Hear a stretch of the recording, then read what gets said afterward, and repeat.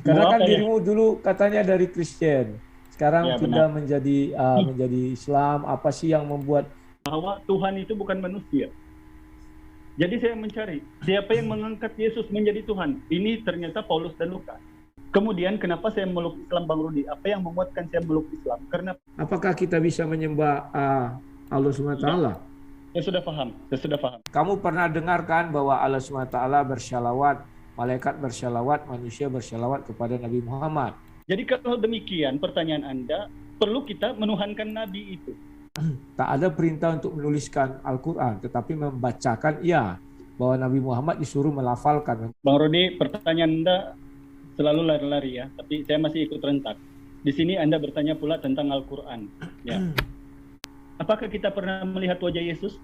Tidak pernah. Apakah kita pernah melihat Muhammad? Tidak pernah. Tapi kita ukur dari pengajarannya. Apakah itu benar valid atau tidak? Sesuai dengan logika manusia atau tidak? Demikian juga yang menulis Al-Quran, itu kecelakaan bagi mereka yang menulis Al-Quran. Ingat, Al-Quran bukan kitab suci itu mazhabnya. Tetapi Al-Quran itu yang ada di dalam diri Nabi Muhammad. Allah SWT yang di dalam Al-Quran tidak mengenal kitab Yesaya. Anda jangan memperintah. Sebenarnya, tapi Anda potong-potong. Sekarang yang Allah berfirman di Bible itu siapa? Allah itu dari yang mana berfirman ayat itu? Sebab mereka tidak mengakui. Bahkan Yesus sendiri, Bang Rudi, orang Yahudi, kalau ada Ishak di sini yang punya kitab teks asal bahasa Ibrani, tidak mengakui adanya Yesus. Ini sekali lagi saya ini terpanggil menjawab Anda yang masih mengikut ajaran dogma. Sedangkan Saya tidak mengikut ajaran dogma. Anda tidak mengerti apa definisi Al-Quran. Yang Anda lihat itu bukan Al-Quran. Kalau kita jawab simpel, sekarang saya tanya, di mana ayat dalam Bible-mu Yesus memerintahkan Paulus menulis gospel? Coba. Tuhan Islam tidak datang ke dunia untuk dipukul, untuk disunat, tidak. Itulah Tuhan Allah Subhanahu wa taala yang masa Tuhanmu tidak bisa menulis? Padahal Tuhanmu adalah yang maha. Kalau Tuhan kami jelas menulis di dalam dua loh batu. Jadi kalau kita baca 2 Timotius 3 itu sangat aneh ayat itu. Segala kenapa tulisan aneh? Mana buktinya bahwa penulisan Al-Quran itu Allah SWT melihat semua penulisan itu? Sekarang jelaskan kepada saya di mana ayat di Bible-mu Yesus atau Allah Bapa menurunkan Injil kanonik. Saat tantangan ini semua saya bilangnya sama Moko Ginta, sama Zulkifli, sama Nandar, sama kau sekarang. Kalau mereka mengerti definisi sunat, maka itu akan menggugurkan sunatnya Nabi Muhammad. Kalau kamu bicara Tuhan naik turun, ya dalam ajaran Kristus, artinya nabimu dibuatkan di kitab suci porno. Kalau kami tidak, Roh Kudus hadir ketika penulisan itu. Artinya Roh Kudus yang menginginkan itu ditulis. Saya memang sangat heran dengan pernyataan Bang Rudi ini. Menerbalikan fakta. Sepatutnya Bang Rudi ini malu.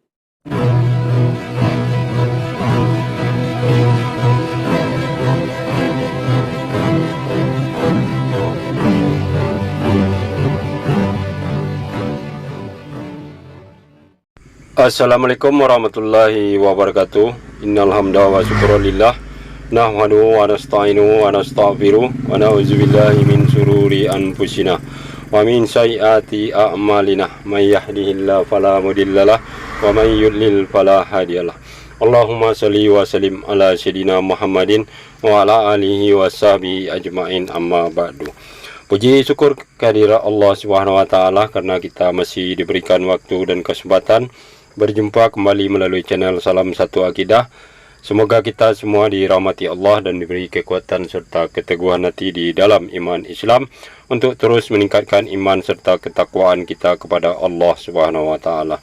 Baik saudaraku semuanya, pada kesempatan kali ini saya akan menampilkan sebuah diskusi yang cukup menarik ya, antara dua saudara kita. Yang pertama adalah Al-Hidayah, seorang mu'alaf cerdas dari negara tetangga kita yaitu jiran Malaysia ya, dengan sang debater Rudi Yohanes, yang mana di dalam diskusi ini diawali keingintahuan dari Rudi Yohanes kenapa saudara mu'alaf kita ini bisa berpindah keyakinan dari Kristen menjadi Islam, dan selanjutnya nanti akan ada perdebatan mengenai hal-hal yang penting di dalam ajaran Islam ya.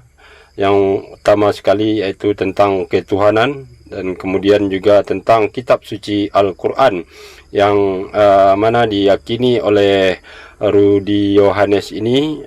Dia percaya bahwa Al-Quran tersebut memang diberikan atau diwahyukan kepada Nabi Muhammad SAW. Dan juga ada pembahasan tentang khitan, dan juga nanti ada pembahasan tentang ajaran yang dibawa oleh Nabi Muhammad SAW.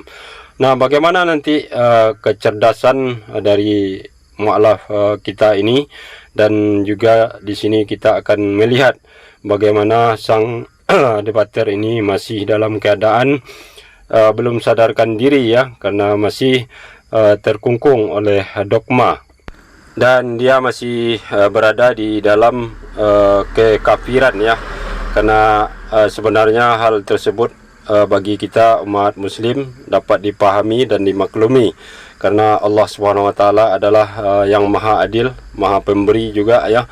Dan apabila Allah sudah berkehendak untuk memberikan hidayah kepada seseorang, tentulah orang tersebut harus siap dan kuat terlebih dahulu, dan juga harus sadarkan diri. Nah, sementara Rudi Yohanes ini belumlah sadarkan diri dan dia belum siap. Itu makanya sampai sekarang dia masih berada dalam kenyamanan untuk mengikuti dogma yang tidak pernah bisa dibuktikan. Sebelum saya putarkan videonya, terlebih dahulu saya mengucapkan terima kasih kepada saudaraku semua yang sudah mendukung channel ini dengan subscribe. Juga yang baru bergabung, jangan lupa subscribe, like, dan share-nya. Dan jangan lupa juga kita dukung channel RIM ya, Risalah Islam Media, dan juga channelnya Umi Dini, yaitu Mi Chan Channel Official. Nah, tanpa panjang mukadimah, langsung saja kita simak videonya.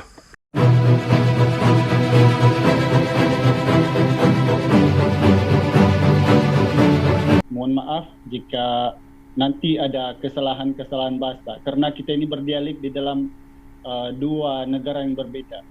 Jadi kita ini seperti cinta Isabella ya, cinta search Isabella gitu. Jadi paham-paham sajalah kalau memang kita nanti akan berlaku kesalahpahaman, tapi bukan marah-marah ya, kita tidak marah-marah, sebab saya juga sayang kepada Bang Rudi ya. Tapi haraplah insya Allah apa saja yang disampaikan malam ini akan kita sedikit mendapat manfaat daripada apa yang nanti kita sadurkan. Demikian daripada saya untuk opening statement.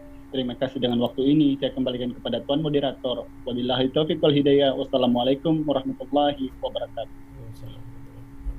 Silakan. Oke, terima kasih untuk Al Hidayah. Silakan untuk Bang Rudi Yohanes, sang debater, untuk open statement. Monggo. Oke, terima kasih kepada channel baru RIM, Risalah Islam Media. Terima kasih atas kebaikan hati kalian yang sudah mengundang saya kemari untuk berdiskusi. Tanpa kalian saya tidaklah menjadi debatman. Kenapa saya katakan demikian? Kita ini adalah seperti simbiosis mutualisme ya, bahwa kita saling membutuhkan, karena ruang kita adalah ruang debat ini. Kalau ruang khotbah lain lagi ya kan. Maka saya membutuhkan kalian, karena tanpa kalian saya tidak punya lawan debat ya, tak pernah punya lawan nak cakap-cakap, bincang-bincang. Terima kasih kepada Al Hidayah yang sudah jauh-jauh dari negeri jiran Malaysia. Kita dekatlah Cik, ini dekat. Saya di Riau ke Malaysia itu ya Bengkalis 1,5 jam ke Port Klang ya, dekat. Nah, terima kasih juga kepada semua yang menonton, semua yang ada. Ya, malam ini saya dan Bro Al Hidayah akan berbicara tentang kalau konsep ketuhanan ya. Ya, kita ingin juga mendengar pandangan dari saudara-saudara kita yang di Malaysia ya. Kita sama-sama anak cucu Adam, jadi gimana pun kita adalah saudara. Meskipun kita berbeda bangsa saja ya, tetapi rumpun kita juga sama ya. Nah, saya harap Bang Al Hidayah bisa memberikan suguhan yang menarik dalam malam ini, dan saya hanya berusaha mengimbangi beliau saja. Apa yang beliau sodorkan saya hanya mengimbangi saja, biar agak-agak ada tidak terjadi kesenjangan. Ya, itulah yang bisa saya sampaikan sebagai opening statement dan kita selepas ini kita bincang-bincang diskusi. Silakan. Terima kasih. Oke, terima kasih Bang Rudi Yohanes atau sang debater. Oke, silahkan waktu dimulai dari sekarang, waktu 1,5 jam untuk sesi battle Al Hidayah dan Bang Rudi Yohanes. Silahkan monggo, waktu akan dimulai setelah pembicara mulai. Silahkan monggo. Ya, silakan Bang Rudi. Oke, silakan Pak C, silakan duluan dirimu. Karena kan dirimu dulu katanya dari Kristen, sekarang Ya, sudah benar. menjadi Islam. Apa sih yang membuat ibaratnya dirimu itu mengenal Tuhan Kristen dulu bagaimana dan Tuhan sekarang di dalam Islam bagaimana? Karena dirimu mempunyai dua pengalaman yang sangat menarik. Silakan. Ya, terima kasih Bang Rudi. Jadi ini belum kepada tema pertanyaan. Cuma beliau yang mau tahu, penasaran gitu ya. Penasaran kenapa saya berpindah keyakinan agama ataupun kembali kepada fitrah. Ya. Jadi ini sebenarnya gimana ya? Saya mau persembahkan ini seolah-olah kita macam hanya berbahas macam seakan-akan tukar-tukar pandangan. Apa yang saya tahu Bang Rudi, karena kemudian saya ini mendapat hidayah ataupun memilih Islam sebagai agama yang benar. Karena dalam Islam itu sesungguhnya ada kesamaan melalui pengajaran seperti yang diucapan-ucapan di perjanjian baru sendiri yang diucapkan oleh Yesus. Dan apa yang ada di perjanjian lama juga. Ya, seperti ajaran tauhid yang tidak akan berubah, fungsi ketuhanannya. Dan selain daripada itu yang pengajaran di dalam Bible kemudian adalah yang Islam kerjakan. Nah, sementara saya dulu memang tidak mengerjakan itu karena saya mengikuti apa yang turunan, ya begitu. Jadi untuk itu saya tidak membungkam lebih jauh kalau Bang Rudi tidak mau menyelidiki apa yang saya maksud. Karena Bang Rudi tahu dalam kekristenan, kalau Bang Rudi dalam Katolik atau aliran Protestan memang tahu bahwa dalam Kristen seperti yang di dalam Bible katakan bahwa ada perintah-perintah daripada Tuhan. Yesus itu punya Tuhan. Dia punya Tuhan dan dia itu berserah diri kepada Tuhan, dia juga melakukan pekerjaan yang diperintahkan Tuhan. Jadi selain daripada itu, ajaran-ajaran yang dipenuhi kemudian di dalam Bible, walaupun tidak secara langsung pengajaran itu, tetapi melalui perbuatan Yesus, itu yang dikerjakan oleh orang Islam seperti halnya bersujud dan berdoa, berpuasa, bercuci tangan dan kaki kalau masuk ke kemah pertemuan, mengajar perempuan untuk bertudung, lalu kalau mati itu harus dikafani, ya, bukan kerendah. Nah, sementara daripada sifat-sifat inilah yang kemudian saya mencari. Siapa yang melakukan ajaran yang di Bible ini?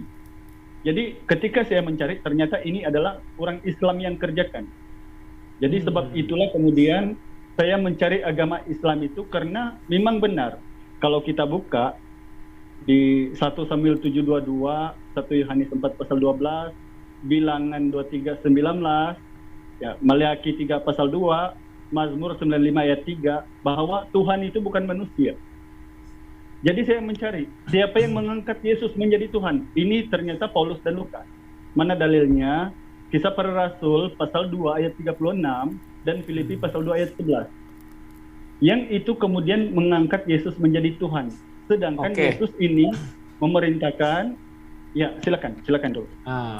Al-Hidayah, sekarang kamu sudah mengatakan bahwa Yesus itu adalah Tuhan itu bukan manusia. Saya juga setuju. Apakah Tuhan yang kamu sembah sekarang ini, apakah dia tidak terikat terhadap nama seorang manusia? Terikat nama sebagai manusia? Ya. Ya, tidak. Maksudnya begini, you pahamkah dua kalimat syahadat? Paham. Ya. Nah, apakah bisa kita menyembah Allah SWT tanpa menyebut nama Nabi Muhammad? Ya, terima kasih. Itu pertanyaannya. Ya. Ya, terima kasih Bang Rudi. Menyembah Allah Subhanahu wa taala tanpa menyebut Muhammad itu sebelum Rasulullah itu ada. Kalau kita buka seperti yang saya bilang tadi, semua nabi dan para rasul sebelum Yesus itu bertauhid kepada Allah. Dan itulah yang dipanggil muslim. Kenapa mereka muslim? Karena ajaran muslim adalah mengisahkan Tuhan satu-satunya. Kalau kita buka di Keluaran pasal 6 ayat 4 bahwa Musa juga punya syahadat, atau Yesus juga di Injil Markus 12:29. Begitu juga kemudian syahadat itu ada di Yohanes 17:3. Tetapi itu bukan apakah pedoman. Bro, apakah kau paham juga enggak bahwa syahadat Nabi Isa itu ada apa enggak? Ya, paham. Bisa tunjukkan ayatnya di mana Nabi Isa bersyahadat atas nama siapa? Oke. Yohanes 17:3, Isa berkata, hidup yang kekal mengenal engkau satu-satunya, ya satu-satunya, bukan anak Allah, Firman dan Roh Kudus. Satu-satunya Allah yang benar, dan Yesus Kristus adalah yang telah engkau utus. Jadi itulah syahadat yang dulunya saya cari. Kemudian kenapa saya meluk Islam, Bang Rudi? Apa yang memuatkan saya meluk Islam? Karena pengajaran Islam ini. Kalau kita kan di Kristen. Jadi bisakah saya memeluk agama Islam hanya percaya kepada Allah SWT? Ya, itu memang Islam. Tapi kalau seorang Muslim itu harus kita mengucapkan 2 kalimat syahadat. Kenapa demikian? Apa yang saya tahu, karena Rasulullah ini datang sebagai Rasul penutup, Rasul terakhir, penutup segala nabi. Sehingga syahadat yang dulu kemudian dikumpulkan di dalam Al-Quran, haruslah kita bersyahadat melalui nama Rasulnya, Rasulullah Muhammad. Kenapa demikian? Karena Rasulullah ini diutus kepada semua umat manusia. Bisa nggak saya cakap begini, Cik, bahwa umat Islam itu tidak akan menyembah Allah SWT kalau tidak lebih dahulu mengakui kerasulan Nabi Muhammad. Artinya Allah SWT itu hanya menjadi sebuah simbol atas Tuhan tanpa ada penyembah, tanpa kehadiran Nabi Muhammad. Apakah demikian? Bisakah orang menyembah Allah Subhanahu wa taala tanpa Rasulullah? Ya. Begitu. Ya. Andai kata Nabi Muhammad tidak ada, apakah kita bisa menyembah Allah SWT? Saya sudah paham. Abraham mengajarkan ajaran tauhid. Allah satu-satunya. Ya, kemudian bersunat dan berkorban. Itu kepada Allah, mengabdi kepada Allah. Musa juga mengatakan, hidup yang apa? Dengarlah hai orang Israel, Tuhan Allah kita Allah itu Isa. Jadi inilah orang-orang Islam yang mengatakan bahwa Allah itu satu-satunya. Lalu Yesus juga mengatakan Allah itu satu-satunya. Apakah mereka boleh menyembah Allah? Sebentar.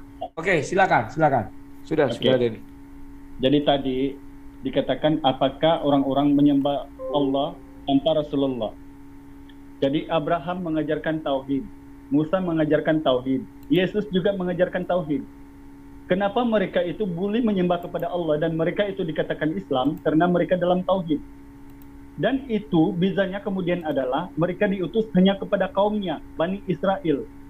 Adanya Rasulullah ini diutus kepada Qul ya Yohanes, ini Rasulullah alaikum jami'a, kepada semua umat manusia. Sehingga pada masa itulah kemudian kita harus melafazkan kalimat syahadat untuk mengakui kerasulan sebagai rasul penutup, untuk kita memeluk Islam, begitu. Kalau mengenai itu saya percaya bahwa Nabi Muhammad itu rasul terakhir. Pertanyaan saya, apakah ada manusia yang bisa menyembah Allah SWT tanpa kehadiran rasul-rasul itu? Yang mau saya tanyakan. Sebagai bukti bahwa Allah SWT itu adalah memang dia adalah Allah yang Esa. Karena saya lihat, maaf ya, kalau saya cakap itu Dwi Tunggal. Karena tanpa nama Nabi Muhammad tidak ada satu orang pun yang bisa menyembah Allah SWT. Ya, sebentar, Umi Dini putus lagi. Aku ganti dulu sebentar. Ya, sudah, silakan. Sekarang Bang Rodi ubah lagi pertanyaan, bisakah orang menyembah Allah tanpa rasul, begitu? Ya, tanpa adanya seorang rasul, apakah seorang manusia bisa beriman atau menyembah Allah SWT? Ya, gini. Itu Bang Rodi hanya Tuhan yang menjelaskan. Kenapa saya bilang begitu? Karena kita tahu adanya Tuhan ini karena ada Torah Musa. Dan itu mengajarkan Tuhan itu ada.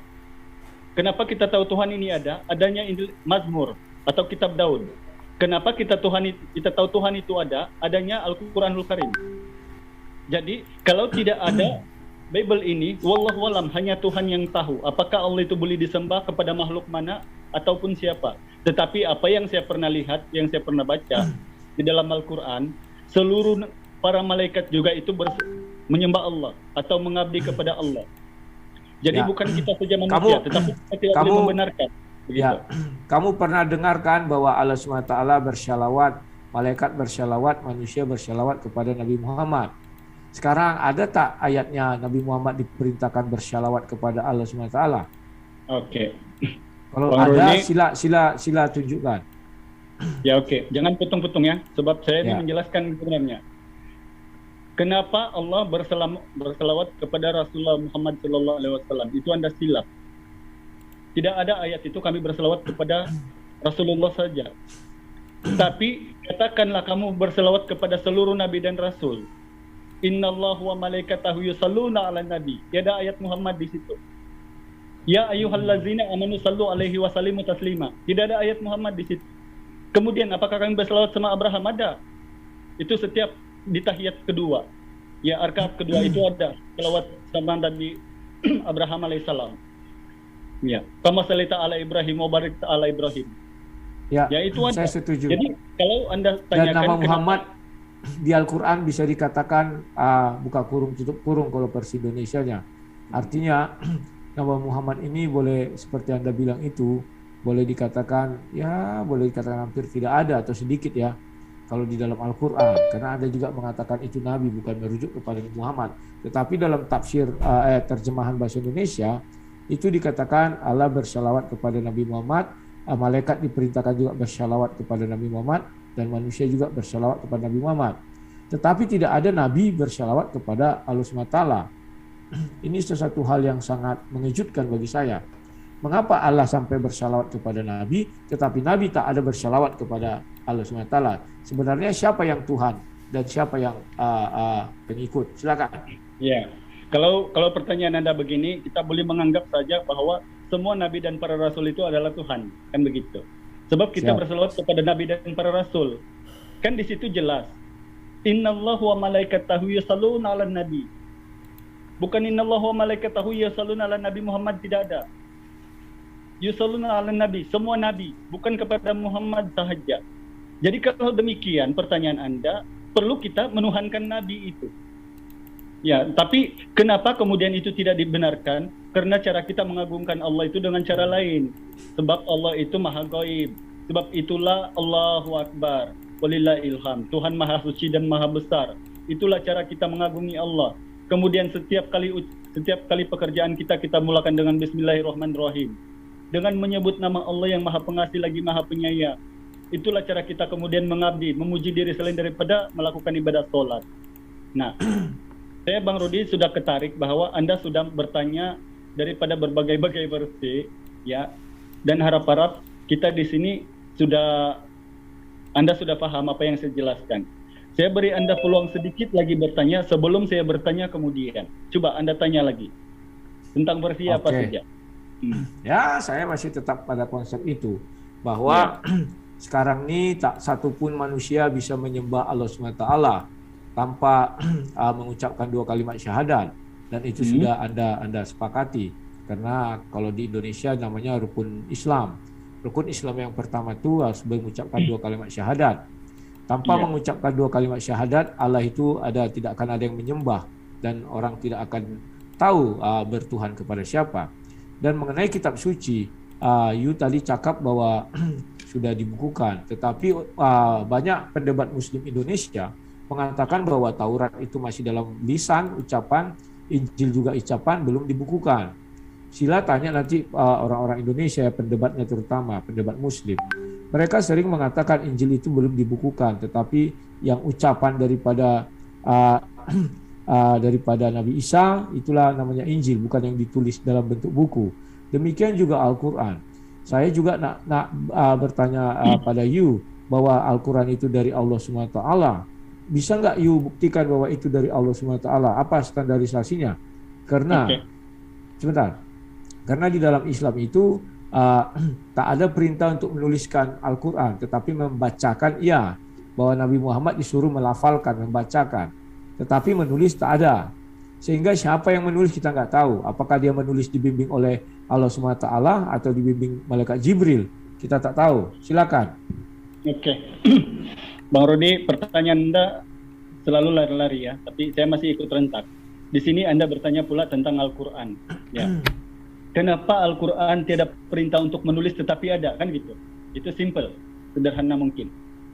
Bang Rudi, kalau Rasulullah itu berumur panjang daripada 600 Masehi sampai sekarang tidak payah Al-Quran itu ada. Mana mungkin Rasulullah itu mengajar dengan bibirnya sedangkan dia sudah mati. Sebab itulah beza kemudian dalam Al-Quran dengan kekristenan. Sebab di dalam kekristenan Injil Yohanes 14, 16 sampai 17 itu ada penolong lain Roh Kudus. Sedangkan dalam Al-Quran itu ditegak oleh agama itu musyrik. Sehingga adanya kita mengenal Tuhan, konsep Tuhan karena adanya Bible dengan Al-Quran, kan begitu. Kalau saksinya yang kita minta itu sangat lemah sekali. Apakah kita pernah melihat wajah Yesus? Tidak pernah. Apakah kita pernah melihat Muhammad? Tidak pernah. Tapi kita ukur dari pengajarannya. Apakah itu benar valid atau tidak? Sesuai dengan logika manusia atau tidak? Bagaimana sesuai atau tidak? Saya bagi sesimpel mungkin. Dalam surah An-Nisa ayat 82, Allah berkata, tidakkah mereka mengetahui Al-Quran? Jika sekiranya mereka Al-Quran bukannya datang daripada Allah, mereka akan mendapati ayat-ayat yang bertentangan dalamnya. Nah, kalau Bible di luar kepala saya bilang, kita buka Galatia 6 pasal 5 ayat 2, kata Paulus, bertulung-tulunganlah menanggung bebanmu. Galatia 6 pasal 5 baru 3 ayat. Di antara kamu saling menanggung beban masing-masing.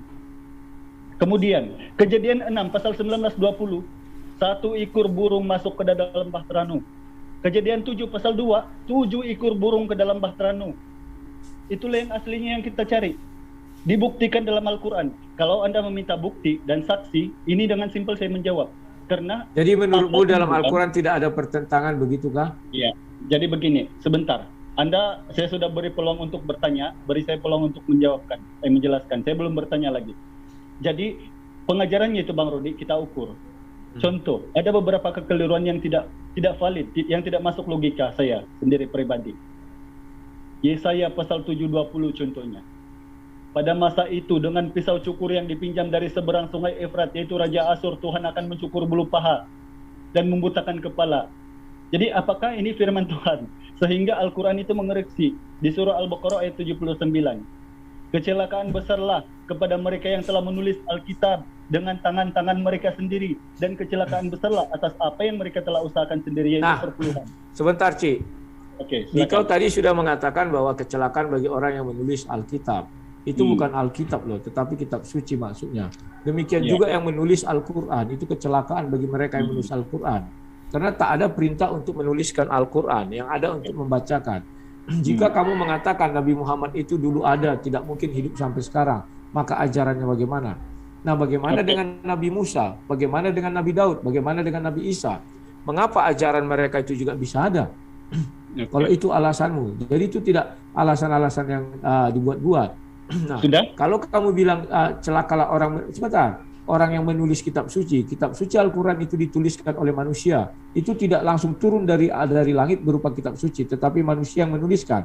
Nah, kamu tidak bisa memberikan saya bukti apakah ketika menuliskan kitab suci itu mereka dibimbing oleh Roh Kudus, mereka ditemani oleh Allah, sehingga apa yang mereka tuliskan itu benar 100% dari Tuhan. Silakan. Kalau kamu mau bertanya, silakan langsung saja, karena kita TikTok ini. Silakan. Belum. Saya belum bertanya. Saya suka untuk menjelaskan sebenarnya, sebab saya ini mualaf. Jadi saya lebih tertarik kalau Anda menguji saya tentang Bible. Saya lebih tertarik di situ. Hal pertama, apakah Al-Quran itu perlu dituliskan? Sekali lagi Anda ulang, apakah Al-Quran itu perlu dituliskan? Nah, sekarang saya tanya, kalau Bible itu apakah harus dituliskan? Sedangkan Al-Quran, Anda tahu, di dalam Al-Quran, dalam surah Al-Hijr ayat 9 ayat pasal 15, bahwa Allah itu menurunkan Al-Quran dan dialah yang akan menjaga keasliannya. Nah, sekarang kita tanya keaslian Al-Quran yang dimaksud di situ adalah keaslian Al-Quran yang dilafalkan oleh Nabi Muhammad. Al-Quran itu tidak pernah dibuat dalam bentuk buku, tetapi ditaruh dalam hati Nabi Muhammad. Sehingga itulah yang dijamin Allah Subhanahu wa taala keasliannya. Ingat, Al-Quran bukan kitab suci itu mazhabnya. Tetapi Al-Quran itu yang ada di dalam diri Nabi Muhammad. Adalah satu kekeliruan jika kamu bilang yang berupa buku itu adalah Al-Quran. Tidak, itu mazhabnya. Maka sangat rentanlah bahwa mazhab itu atau yang kitab itu tidak ada tuntunan Jibril atau tidak ada tuntunan Allah SWT dalam penulisannya. Itulah sebabnya Allah mengatakan, jangan kau tulis kitab suci itu dengan tanganmu sendiri. Karena faktanya tidak satu kitab suci pun yang dijatuh dari langit, melainkan ditulis manusia. Silakan. Oke, baik. Jadi Anda sekali lagi memipit bahwa meminta bukti dan saksi. Sekali lagi saya bilang, Rasulullah itu tidak akan hidup sepanjang tahun umur dunia, sebab dia pandai wafat. Sebab itulah kemudian dia menyuruh sahabat untuk menuliskan.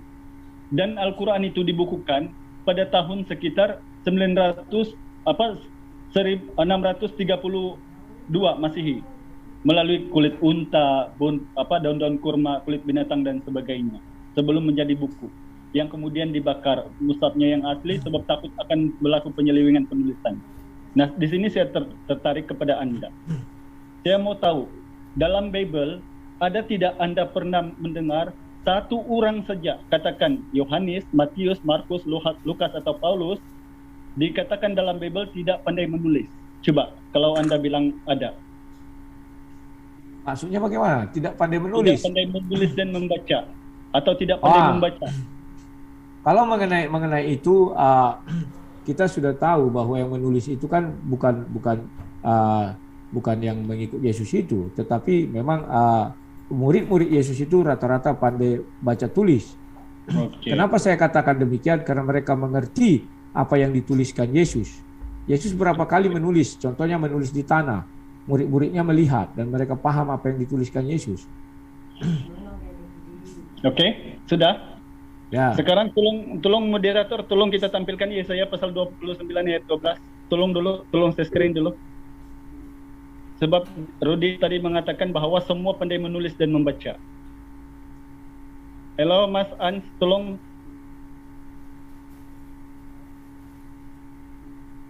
Ini kok kemana semua ya? Tidur ya? Oke, biar saya share screen saja. Kamu nak cari kitab apa? Yesaya berapa? Ya.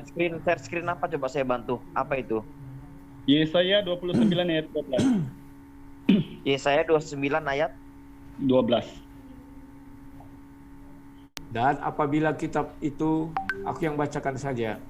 Dan apabila kitab itu diberikan kepada seorang yang tidak dapat membaca dengan mengatakan, baiklah baca ini, maka ia akan menjawab, aku tidak dapat membaca. Dan Tuhan telah berfirman, oleh karena bangsa ini datang mendekat dengan mulutnya dan memuliakan aku dengan bibirnya, padahal hatinya menjauh daripadaku, dan ibadahnya kepadaku hanyalah perintah manusia yang dihafalkan. Silakan. Oke. Jadi tadi Anda sudah mengatakan bahwa Matius, Markus, Lukas, Yohanes itu pandai membaca. Sekarang kira-kira siapa yang dimaksud oleh ayat ini? Yang dimaksud dalam ayat ini kan mengenai kalau kita lihat dari atasnya itu kan ini mengenai sebuah kitab termaterai ayat 11. Maka bagimu penglihatan dari semua itu seperti sebuah kitab yang termaterai. Apabila itu diberikan kepada orang yang tahu membaca dengan mengatakan baiklah baca ini, maka ia akan menjawab aku tidak dapat membaca sebab kitab itu termaterai. Nah, kalau menurutmu ini merujuk kepada Nabi Muhammad, apakah kamu setuju bahwa perintah ibadahmu sia-sia? Ayat 13, hanya perintah manusia yang dihafalkan. Ya, kalian kan suka menghafal. Mungkin ini maksudmu begini atau gimana? Oke. Nanti terus lagi di 14 sampai 15-nya Bang Rudi. Ya. 15 sampai 16-nya. Coba Anda terus 14. Maka sebab itu sesungguhnya aku akan melakukan pula hal yang ajaib kepada bangsa ini. Keajaiban yang menakjubkan. Bangsa ini adalah bangsa Israel itu ya. Hikmat orang-orang yang berhikmat akan hilang. Dan kearifan orang-orang yang arif akan tersembunyi. Celakalah orang yang menyembunyikan dalam rancangannya terhadap Tuhan. Yang pekerjaan-pekerjaan terjadi dalam gelap sambil berkata, siapakah yang melihat kita dan siapakah yang mengenal kita? Betapa kamu memutarbalikkan segala sesuatu. Apakah tanah liat dapat dianggap seperti tukang periuk? Dianggap sama seperti tukang periuk? Sehingga apa yang dibuat dapat berkata tentang yang membuatnya? Bukankah dia yang membuat aku? Dan apa yang dibentuk berkata tentang yang membentuknya? Ia tidak tahu apa-apa. Ya, silakan. Oke, sudah. Jadi jelas-jelas kitab Yesaya ini sudah mengatakan bahwa kitab itu diberikan kepada seorang yang tidak tahu membaca. Kemudian ayat ini pula menegaskan bahwa ada orang yang tidak tahu membezakan yang mana kayu, yang mana periuk. Sebab itulah tidak dapat dibezakan yang mana Yesus, yang mana Allah Bapa. Itu maksud ayat ini Bang Rudi. Oh, tidak. Jadi saya ini ayat itu tidak berkata demikian. Sebentar. Jangan itu sudah dulu. Sebentar, Saya itu satu kekeliruan. Satu Saya kekeliruan. menjelaskan sebentar. Sebab ayat 12-nya kamu ayat 11 tidak membaca. Itu diberikan juga kepada orang yang bisa membaca. Tetapi dia katakan aku tidak dapat membaca karena kitab itu termaterai. Bukan itu merujuk kepada seorang Nabi Muhammad, tidak. Apakah kau mau termasuk ayat yang ke-13 bahwa kamu memuliakan Tuhan dengan bibirmu tetapi hatimu menjauh daripada Tuhan dan ibadahmu kepada Tuhan hanya perintah manusia yang dihafalkan? Apakah itu kamu terima juga? Yang itu kan dinubuatkan sebelum Muhammad, Bang Rudi. Oh, jangan dipotong-potong ayat itu. Kamu tidak bisa hanya mengambil yang kamu tidak bisa hanya mengambil ayat itu, tetapi yang satu kamu lupakan, nggak bisa. Saya jelaskan dulu. Ketika nanti Rasulullah datang, itu ayat 15-nya terang-terang di situ bahwa mereka tidak akan percaya meminta bukti itu dan ini katanya. Jadi seperti Anda ini. Anda Ayat 13. Ayat 13 dulu kamu terima apa enggak? Kalau kamu tidak menerima ayat 13, maka ayat 14 15 tidak bisa kamu baca karena itu bukan kitab suci kamu. Allah SWT tidak mengenal Yesaya. Ya. Allah SWT tidak mengenal kitab Yesaya. Yesaya gimana? Allah SWT tidak mengenal Nabi Yesaya. Allah SWT tidak mengenal kitab Yesaya. Baik. Oke. Coba tampilkan Yesaya 43 pasal 10 ayat 11 sampai 11. Kubacakan. Kamu inilah saksi-saksiku, demikianlah firman Tuhan. Dan hambaku yang telah kupilih, supaya kamu tahu dan percaya kepadaku. Dan mengerti bahwa aku tetap Dia. Sebelum aku tidak ada Allah dibentuk, dan sesudah aku tidak akan ada lagi. Akulah Tuhan, dan tidak ada juru selamat selain daripada aku. Akulah yang memberitahukan, menyelamatkan dan mengabarkan, dan bukannya Allah asing yang ada di antaramu. Kamulah saksi-saksiku, demikianlah firman Tuhan. Dan akulah Allah. Ya, silakan. Apa yang mau diterangkan situ Al-Hidayah, silakan. Sekarang saudara, semua ayat Bible Anda bantah. Anda bilang tadi Yesaya Allah tidak mengenal Yesaya. Terang-terang dalam ayat ini Tuhan Allah yang mengenal dia, yang memerintahkan dia, mengatakan. Maaf Al-Hidayah. Saya tidak mengatakan Anda bilang Yesaya ini adalah Yesus. Saya tidak mengatakan Allah yang di dalam Bible, tetapi Allah yang di dalam Al-Qur'an. Sebab di Al-Qur'an Allah hanya mengenal 4 kitab. Pertama kitab suci Taurat, yang kedua adalah Zabur, yang ketiga Injil, dan yang keempat Al-Qur'an. Allah SWT yang di dalam Al-Qur'an tidak mengenal kitab Yesaya. Anda jangan mempelintir saya mengatakan Allah yang di dalam Bible, tidak. Sekarang saya mau tahu, Yesaya itu nabi atau tidak? Yesaya itu nabi, tetapi bukan nabinya Allah SWT. Ya, nabi atau tidak? Nabi. Dalilnya mana? Ya buka saja kitab Yesaya kalau menurut ajaran Kristen ya. Dalilnya mana? Dalilnya Nabi Yesaya mana? Ya buka, bacanya kitab Yesaya itu dong. Gimana sih? Iya, dalilnya mana Yesaya adalah nabi dituliskan di Bible Moya? Tunggu, kita cari dulu ya. Sebentar.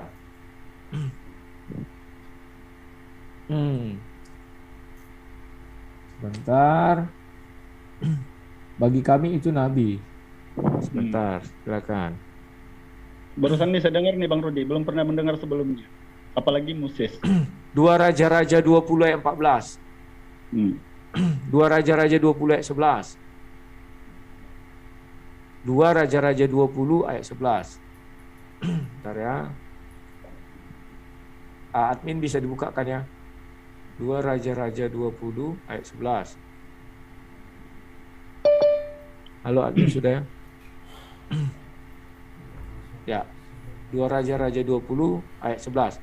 Lalu berserulah Nabi Yesaya kepada Tuhan. Maka dibuatnyalah bayang-bayang itu mundur ke belakang 10 tampak. Yang sudah dijalani bayang-bayang itu pada petunjuk matahari buatan Ahaz. Ya, silakan. Ya, di sini memang dia nabi. Nabi tidak. Nah sekarang, Bang Rudi, Yesaya dengan Yesus sama tidak tarafnya? Kalau dibilang Yesaya dengan Yesus sama tarafnya, tidak sama dong. Iya. Oh, tidak sama ya? Tidak. Jadi dalam Bible itu kan 4 kali juga Yesus disebutkan sebagai nabi, Bang Rudi. Yesaya cuma sekali. Siapa bilang sekali? Banyak. 2 Raja-Raja 20 ayat 14. 2 Tawarik 26 ayat 22. 2 Tawarik 32 ayat 20. Banyak ini ya. 2 Tawarik 32 ayat 32, banyak Yesaya ini. Silakan. Jadi kalau sekarang hanya menyebut dia nabi, silakan. Apa beza Yesus dengan Yesaya, Bang Rudi? Beda Yesus dengan Yesaya, Yesaya itu adalah anak daripada laki-laki, sedangkan Yesus adalah anak daripada perempuan. Oke. Jadi Yesaya lahir daripada seorang laki-laki begitu. Kalau merujuk kepada Alkitab, kalau dibilang anak laki-laki, itu artinya laki-laki dan perempuan itu menikah, itulah maka saya lahirlah tanya. dia. Sebab itulah saya tanya, apa beza Ya. Yesaya dengan Yesus? Anda bilang dia anak laki-laki. Ibunya Ya. siapa? Ya, saya nggak tahu ibunya siapa, dia anak laki-laki. Iya. Anak laki-laki di dalam Kristen itu adalah karena garis keturunan Yahudi dari garis keturunan laki-laki. Maka si laki-laki menikah dengan perempuan, maka dikatakan anaknya anak laki-laki. Tetapi kalau Yesus itu anak perempuan karena tidak punya bapak. Silakan. Kira-kira boleh nggak melahirkan kalau tidak punya perempuan? Tak bisa. Jadi kira-kira Yesaya dari siapa itu? Ya dari ibunya lah, hasil persetubuhan bapak dan ibunya. Maka dinamakanlah itu anak laki-laki. Yesaya tidak ada ibu ya? Jadi bapaknya saja ada. Dari Gitu. mana tahu tidak ada ibunya? Ya buktinya tidak ada dalilnya. Kenapa nggak ada dalilnya? Ya. Dia Terus anak itu- Amos. Ada Amos. binnya di situ. Ada binnya. Amos itu siapa?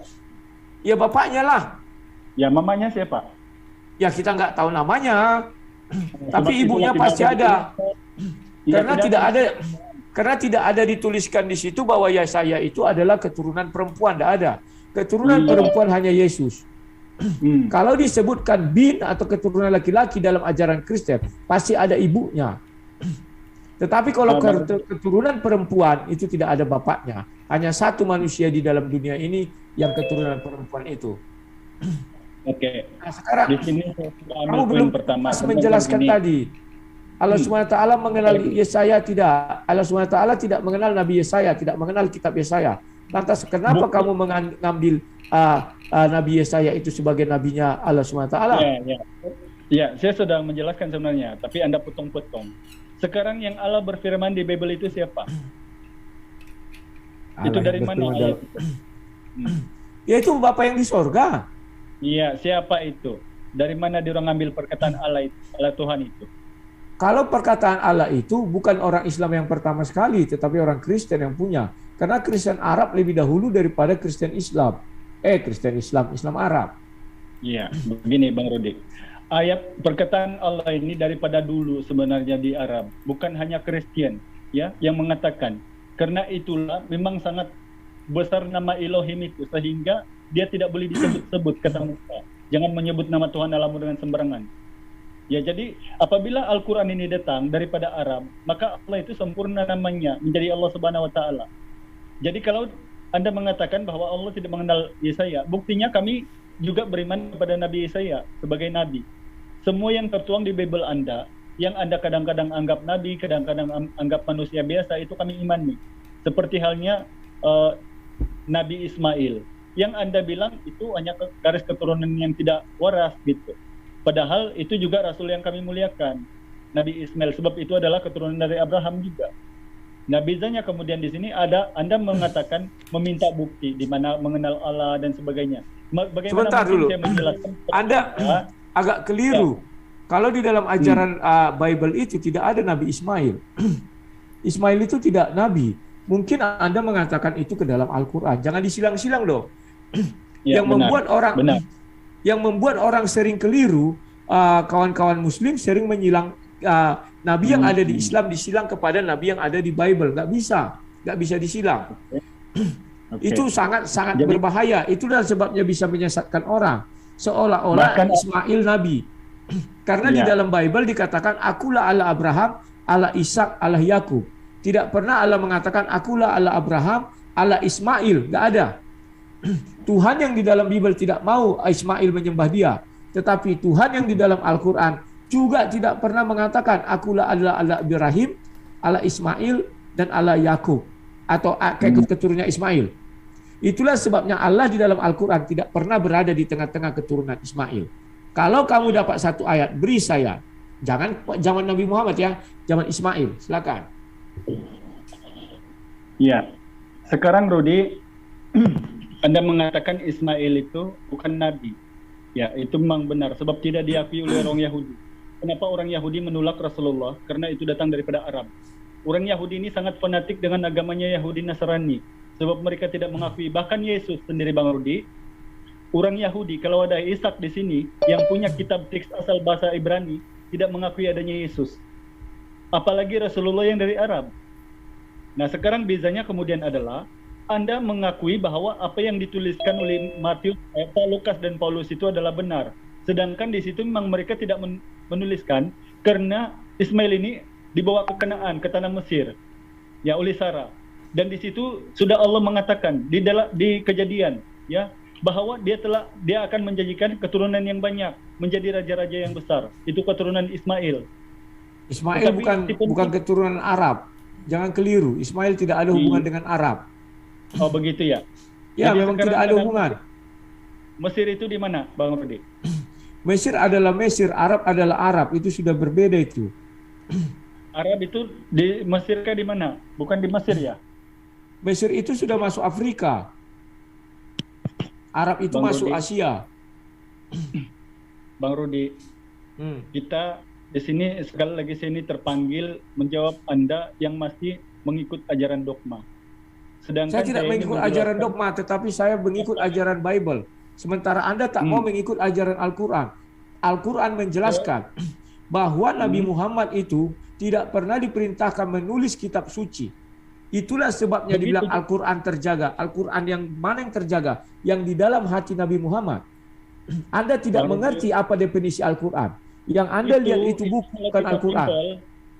Kalau kita jawab simpel, sekarang saya tanya, di mana ayat dalam Bible-mu Yesus memerintahkan Paulus menulis gospel? Coba. Oh, banyak sekali.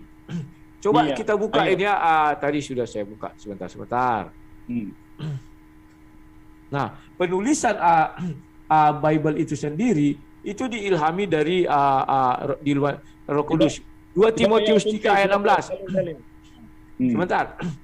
2 Timotius 3 ayat 16. Segala tulisan yang diilhamkan Allah memang bermanfaat untuk mengajar. Jadi bagi kami Al-Quran, Bible itu penulisannya itu diilhamkan dari Allah dan dibimbing oleh Roh Kudus. Sementara Al-Quran, kamu tidak tahu definisi Al-Quran. Banyak orang Muslim, banyak orang Islam yang keliru. Apa itu Al-Quran? Al-Quran itu adalah yang ditaruh di dalam hati Nabi Muhammad. Itu terjaga betul, saya tidak pernah mengingkari. Tetapi yang dibukukan itu bukan itu Al-Quran. Itu masabnya. Itulah adalah tulisan tangan manusia. Al-Quran yang sesungguhnya Al-Quran yang di dalam hati Nabi Muhammad. Gantian. Anda mengatakan 2 Timotius 3 itu adalah firman daripada Yesus. Ya gitu. Bang Rudi, baca baik-baik ayatnya. Segala tulisan yang diilhamkan Allah. Sekarang saya tanya samamu. Apakah Allah pernah menulis? Pernah. 10 hukum Taurat itu ditulis Allah langsung di atas 2 loh batu. Itulah hebatnya Allah Kristen, bisa menulis, bisa berbicara, dan bisa bertemu umatnya. Saya tidak tahu apakah Tuhan yang kamu sembah bisa menulis. Tunjukkan bukti satu tulisan Tuhanmu. Tidak ada. Ya. Nah, tidak Tuhan ada. Sebab Islam ini, Rudi, Tuhan Islam tidak datang ke dunia untuk dipukul, untuk disunat, tidak. Itulah Tuhan Allah Subhanahu wa taala yang kata Yesus tidak kelihatan, tidak kedengaran suaranya. Jadi tetapi sungguh aneh, masa Tuhanmu tidak bisa menulis? Padahal Tuhanmu adalah yang maha. Kalau Tuhan kami jelas menulis di dalam 2 loh batu. Jadi 2 loh batu yang diterima Musa itu dari mana itu? Itulah 2 loh batu itu dari mana? Apa yang tertulis? Di dalam Al-Quran ada juga 2 loh batu yang diterima Musa. Siapa yang menulis itu? Loh batu? Iya, 2 loh batu, masa nggak tahu? 10 firman, 2 loh batu. Itu kan firman Allah kepada Musa. Iya, siapa yang nulis? Musa. Tidak Musa pernah yang nulis. tidak pernah saya bilang Allah itu menulis. Jadi kalau kita baca 2 Timotius 3 itu sangat aneh ayat itu. Segala Kenapa tulisan aneh? yang diilhamkan Allah. Ya, segala tulisan yang diilhamkan Allah. Apakah Allah itu memang menulis siap-siap dari sana lalu buk jatuh ke tanah begitu? Mengerti kamu arti ilham? Kamu tadi bertanya apakah Allah bisa menulis? Bisa. Buktinya 2 loh batu. Itu ditulis langsung oleh tangan Tuhan. Sekarang kamu bertanya, apakah kitab jatuh dari langit? Tidak. Itulah sebabnya ditulis manusia, ada yang menghilangkan. Rudi, sebenarnya saya tidak suka yang TikTok begini, sebab itulah lain kali saya di SED aja, sebab di sini tiada waktu untuk bersoal. Betul, SDM yang bagus. Ya, sekarang Bang Rudi, coba Anda tampilkan kepada saya di mana ayat itu Allah telah menuliskan di loh batu itu. Oke, sebentar ya. Sebentar.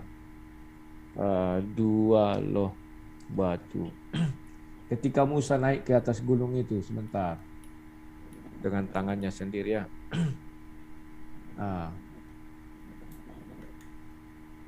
Keluaran 31 ayat 18. Keluaran 31 ayat 18. Iya, silakan dibaca. Aku bacakan. Dan Tuhan memberikan kepada Musa setelah ia selesai bicara dengan dia di atas gunung Sinai kedua loh hukum Allah, loh batu yang ditulis oleh jari Allah. Jadi itu Tuhan sendiri langsung menulis bahwa Tuhan kami pandai baca tulis dan bahwa nabi-nabinya pandai baca tulis. Saya nggak tahu apakah kamu mau mengatakan kesinkronan bahwa Allah SWT tidak bisa menulis, bahwa nabi juga tidak bisa membaca. Saya nggak tahu. Makanya kamu mengutip ayat saya itu tadi, saya nggak tahu. Iya. Sekarang Bang Rudi, untuk kita membuktikan Allah itu menulis atau tidak itu kita ukur daripada pengajaran yang tertuang di dalamnya. Apakah memang benar begitu? Jadi Tuhan itu berapa kali datang ke dunia? Jadi ternyata memang benar. Sebab di Yesaya pasal 7 ayat 20 itu bahwa Allah itu telah meminjam pisau cukur. Jadi ternyata benar bahwa Allah ini pernah di dunia sebelum Yesus. Sehingga dia meminjam pisau cukur di sungai Efrat. Begitu. Dari Raja Asyur. Jadi apakah itu Allah? Kalau konteks ayat itu. Sebentar, Bang Rudi, interupsi dulu sebentar ya. Tadi mungkin ada yang lupa disampaikan. Biasanya Bang Rudi sama Umi kan seperti itu, Bang. Tidak menggunakan timer, tetapi selalu keywordnya adalah silahkan ditanggapi supaya tidak terjadi. Lupa.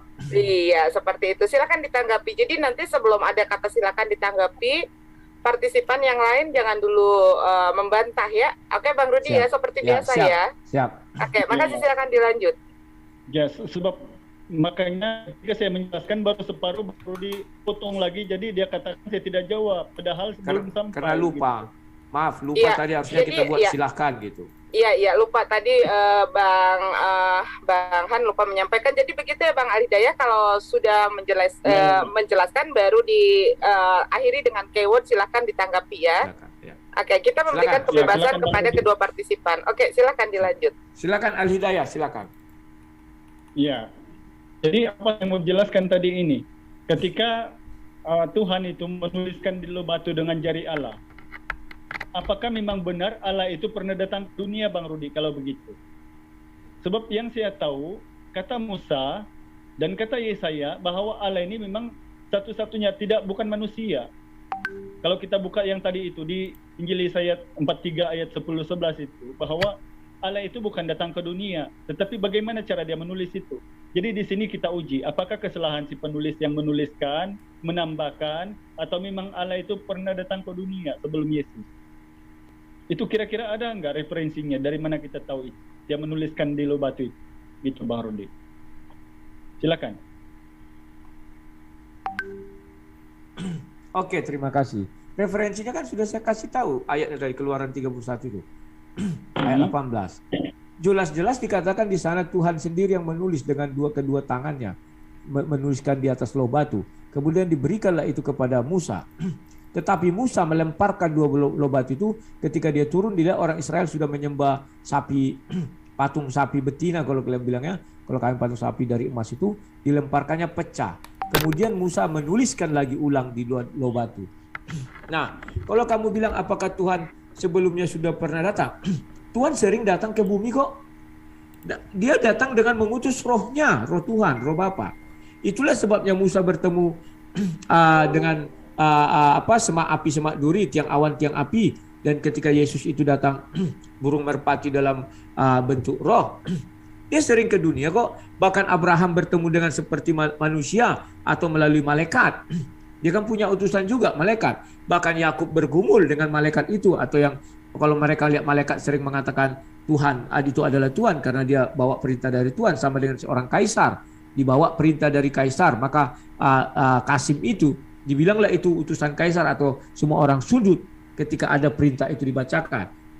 Nah, kalau kamu mengatakan dalam agamamu, tolong kamu carikanlah di dalam Al-Quran mengenai 10 perintah yang diterima Musa, ada itu.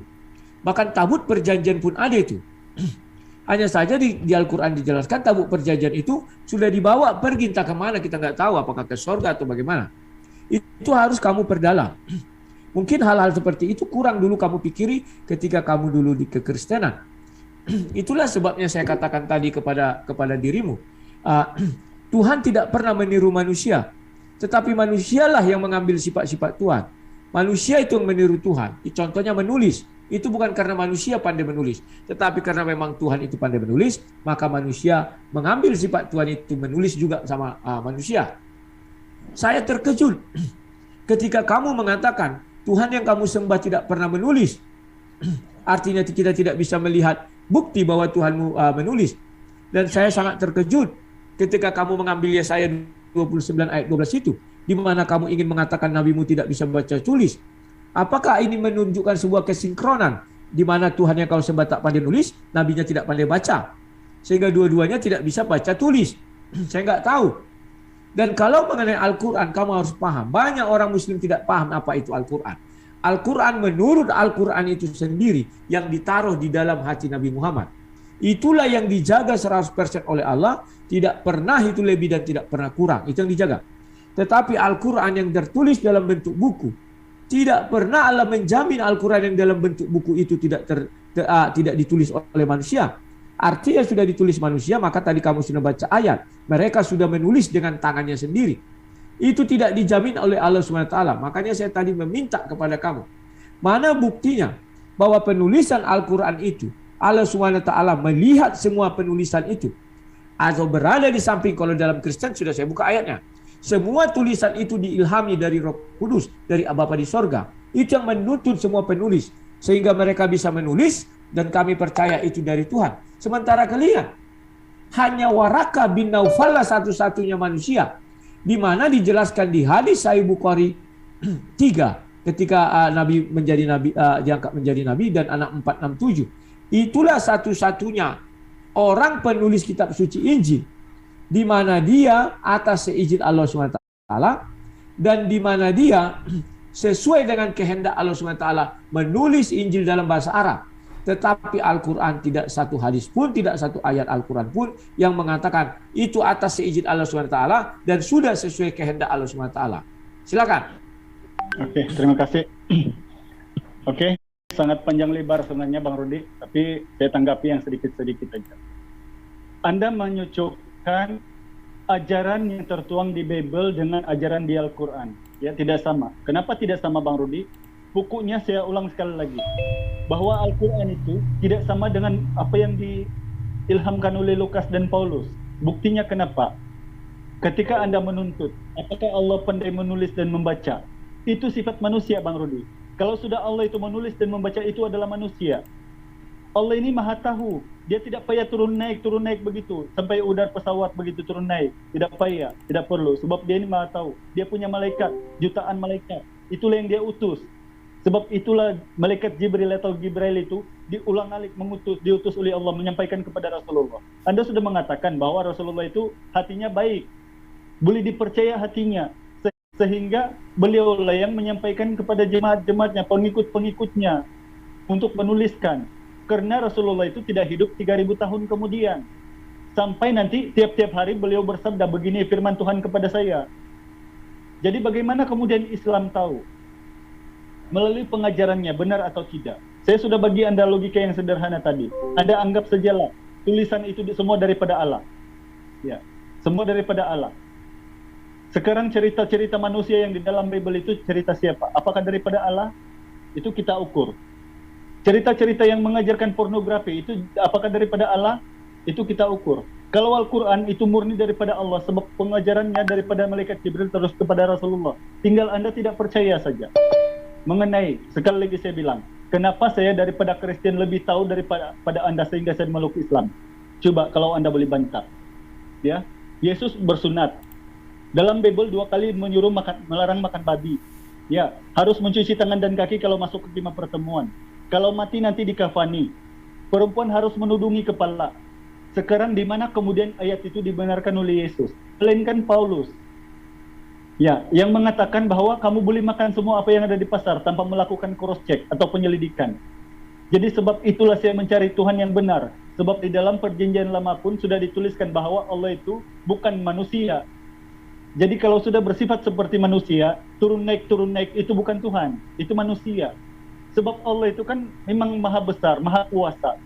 Tidak perlulah kemudian dia datang ke dunia untuk disunat anunya, untuk dipukul oleh manusia, disalib dan ditelanjangkan. Itu sifat Allah yang lemah, begitu. Jadi kenapa saya memilih Islam? Kalau Anda masih meminta bukti, apakah Al-Quran itu murni atau tidak? Anda memang sudah dari tadi menganggap bahwa Anda tidak percaya. Tetapi apakah orang Islam yang Anda pandang sekarang ini, yang Anda lihat lebih baik daripada apa yang Anda kerjakan? Perintah di Bible-mu saya sudah jelaskan tadi. Ada 7 perintah seperti yang orang Islam perbuat. Melarang makan babi, bersujud dan berdoa, bukan berlompat-lompat. Yesus itu ya, Matius 26:39. Begitu juga perempuan harus menudung kepala. Ya, kalau mati nanti dikafani, berpuasa. Jadi bersunat. Itu semua dari mana kemudian dalilnya membenarkan itu? Sehingga karena itulah ajaran Islam benar, walaupun Anda tidak percaya bahwa Al-Quran itu bukan daripada Allah, tetapi pengajarannya itu apakah benar atau salah. Itu yang kita ukur. Nah kemudian, kalau Anda bilang bahwa Bible Anda itu murni daripada Allah, coba renungkan baik-baik. Ya, saya ada menuliskan 70 lebih Bang Rudi. Ya, ini buku saya. Jadi saya ini masuk Islam bukan percuma-cuma. Sebab apa saya tahu isi Bible? Jadi Bang Rudi, kalau tentang isi Bible, apakah memang itu firman Tuhan? Kita harus uji, ya. Apakah memang itu firman Tuhan? Perintah membakar kuturan, ya, di atas api ada, memakan tai ada, ya, berzina anak beranak sampai melahirkan anak laki-laki ada, ya. Kemudian Tuhan menyesal menciptakan manusia ada, Tuhan bersuit memanggil lalat ada. Jadi apakah kira-kira itulah Tuhan yang turun naik itu? Jadi Roh Kudus itu kalau dalam Islam kan kita panggil malaikat Jibril, penyampai wahyu. Tetapi mungkin pada zaman itu si penulis tidak dapat bezakan Roh Kudus dengan malaikat. Sebab itulah dia menulis, mengatakan ini Tuhan. Padahal Tuhan itu kata Abraham kan itu memang jelas. Dia di balik pohon. Tidak kelihatan suaranya, tidak kedengaran. Musa juga itu dalam kobaran api di gunung Oreb. Gunung Oreb itu bukan Allah itu berjalan-jalan. Seperti halnya di Kejadian pasal 2 itu, berjalan-jalan Allah itu katanya. Jadi ada lagi dalam Bible ayat bahwa Tuhan berfirman dalam hati. Apakah memang Tuhan ini, orang manusia si penulis ini, tahu bahwa Allah itu punya hati, sehingga dia tahu bahwa Tuhan itu berfirman dalam hatinya, Bang Rudi. Jadi kami ini bukan yang percuma-cuma. Kalau Anda sekarang ini memaksakan atau ngotot, apakah memang itu firman Tuhan? Jadi Bang Rodi, daripada ukuran-ukuran logika sederhana. Sekarang kalau Anda tidak percaya Al-Quran, silakan. Tapi Alhamdulillah, walaupun Anda tidak percaya Al-Quran, Anda percaya Rasulullah itu adalah orang yang benar. Sehingga lisannya boleh dipercaya. Sebab dia ini, Rasulullah ini tidak pandai membaca menulis.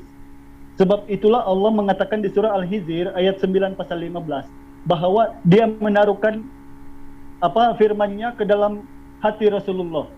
Sehingga dialah yang menjaganya kemudian untuk menyampaikan lisan itu. Kemudian sebentar, kita buka lagi ya.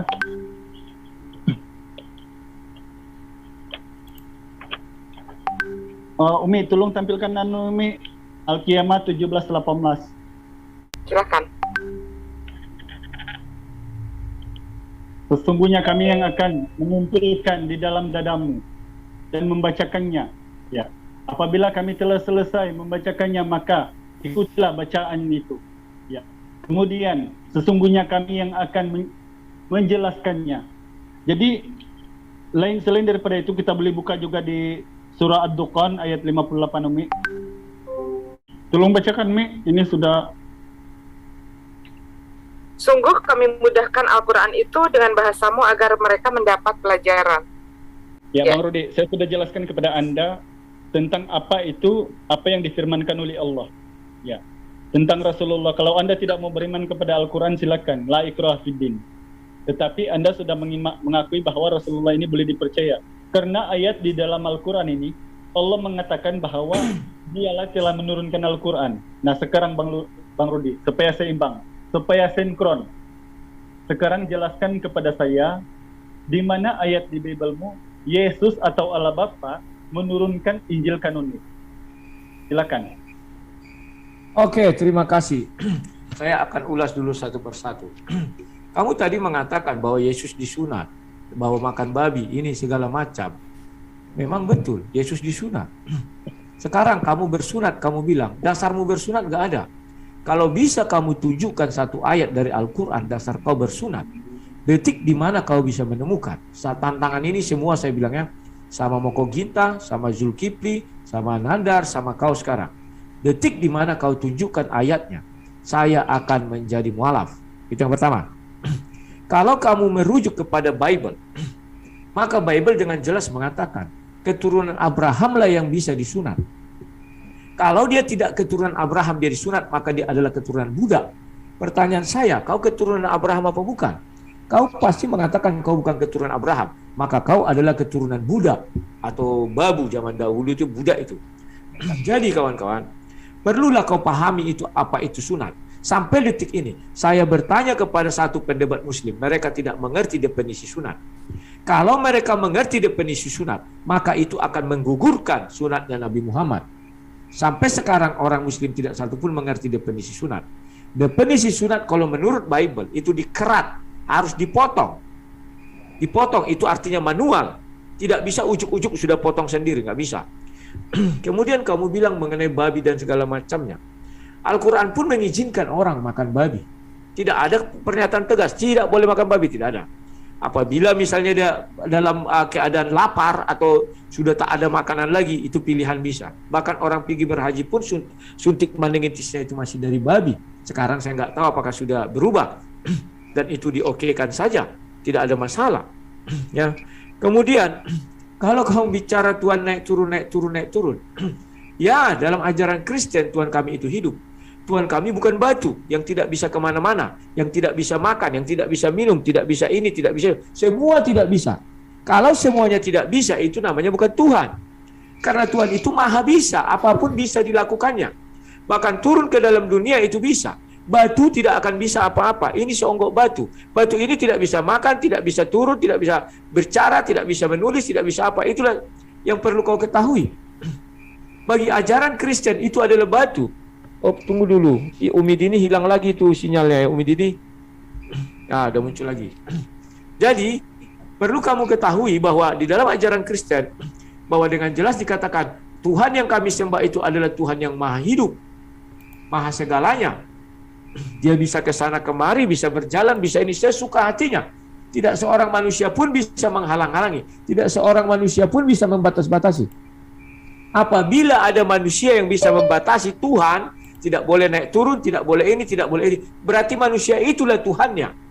Sementara Tuhannya itu adalah budak daripada manusia ini. Hei Tuhan, kau tidak boleh ini, tidak boleh ini, tidak, banyak kali larangan terhadap Tuhan. Sementara yang benar itu Tuhan yang membuat larangan kepada manusia. Ya. Sekarang kamu mengatakan bahwa Bible itu kitab suci porno, begini begono segala macam. Jangan lupa, Kidung Agung yang sering kalian katakan kitab suci porno. Dari situlah banyak orang-orang muslim meyakini lahirlah namanya nubuatan tentang nabi yang kau imani. Mereka tidak malu-malu mengatakan di Kidung Agung Sirasirin 5 ayat 10 begitu kira-kira ada nubuatan tentang kedatangan nabi kami katanya. Aduh, saya pikir artinya kau mau menjelaskan di situ kitab suci porno. Yesaya pun kau ambil tadi itu dari Bible. Artinya nabimu dinubuatkan di kitab suci porno. Kalau kami tidak. Kedatangan Yesus, kedatangan para nabi dinubuatkan di kitab suci, tidak pakai kata porno. Itu bedanya. Terima kasih kau mengakui itu, bahwa kitab suci Bible itu kitab suci porno kau bilang. Tetapi tadi kau sudah mengambil Yesaya 29 ayat 12 untuk merujuk kepada nabimu. Artinya nabimu terlahir atau ternubuatkan dari kitab suci porno. Sangat-sangat menghina kau. Kalau saya tak mau bahwa kitab suci kami bukan kitab suci porno, maka semua nabi-nabi dinubuatkan di dalam kitab suci. Titik. Kami tidak ada mengatakan porno atau apa. Kalau kau mengatakan porno silakan, itu urusanmu bukan urusanku. Nah, kemudian kau bicara tentang penulisan Bible. Penulisan Bible itu sudah banyak ayatnya, sudah saya kasih tahu tadi. Itu diilhami daripada Roh Kudus, artinya dibimbing daripada Roh Kudus.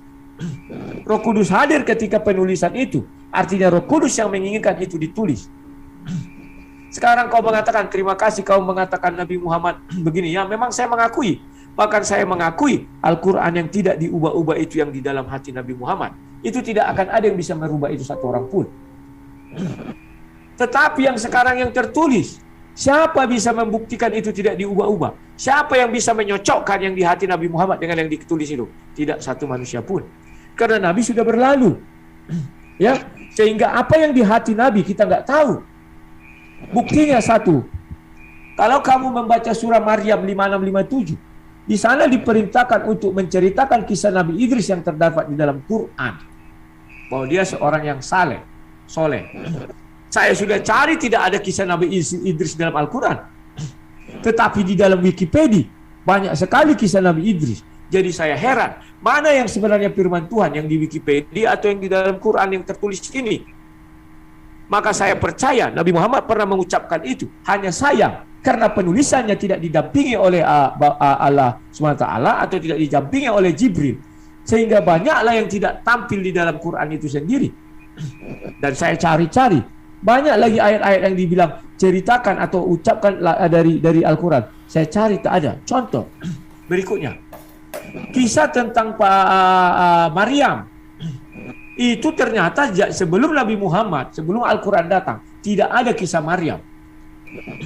Karena di surah 19 itu atau surah Maryam itu, kalau nggak salah ayat 16, jelas di sana akan dikatakan, ceritakanlah kisah Maryam saat hendak melahirkan. Kan itu yang diceritakan. Sementara kita merujuk kemana yang terdapat dalam Al-Quran. Artinya sebelum Al-Quran itu turun kisah Maryam tak ada. Itu perlu kita pahami. Itulah sebabnya saya katakan, kalau saya memang percaya Al-Quran yang di dalam hati Nabi Muhammad, kalau tadi sudah bacakan, bahwa Al-Quran itu diturunkan di dalam hati Nabi Muhammad sampai selesai. Di dalam hati yang ditulis itu, apakah Allah SWT menjamin? Tidak pernah Allah SWT menjamin yang ditulis itu. Karena tidak satu hadis pun, tidak satu ayat pun di dalam Al-Quran yang dengan tegas mengatakan bahwa penulisan Al-Quran itu dibimbing oleh Allah SWT dan dituntun oleh Jibril. Tetapi di dalam hadis hanya ada satu ayat. Hadis Bukhari 3. Itu sangat-sangat menarik. Waraka bin Naufal menulis Injil dalam bahasa Ibrani atas seizin Allah SWT. Sementara Waraka bin Naufal hidup jauh 500 tahun setelah Nabi Isa diangkat ke surga, ke langit yang kedua. Lantas dari mana dia bisa menuliskan itu? Tentu dia dibimbing oleh Jibril, Roh Kudus. Maka itulah dikatakan di hadis itu, dia atas seizin Allah SWT. Dan dia hadis 6467 menuliskan Injil dalam bahasa Arab sesuai kehendak Allah SWT. Jelas dikatakan. Maka kalau kita mencari satu-satunya kitab suci yang ada dibimbing di atas seizin Allah SWT, hanya Injil yang ditulis Waraka bin Naufal. 2 kitab. Dalam bahasa Ibrani dan dalam bahasa Arab. Maaf saja. Kamu tidak bisa membuktikan bahwa Al-Quran yang tertulis ini sekarang murni dibimbing oleh Allah SWT. Seperti Waraka bin Naufal. Saya nggak tahu. Dan tidak ada ditunjuk siapa penulisnya. Kalau Injil jelas dikatakan Waraka bin Naufal itulah penulisnya. Sekarang Al-Quran siapa yang nulis? Kamu bilang Utsman, kamu bilang sudah dibakar. Kalau sudah dibakar artinya yang aslinya tidak ada. Kita nggak tahu karena sudah dibakar. Maka kita bisa banyak menimbulkan pertanyaan, kenapa dibakar? Kamu bilang biar tidak ada perselisihan di dalamnya.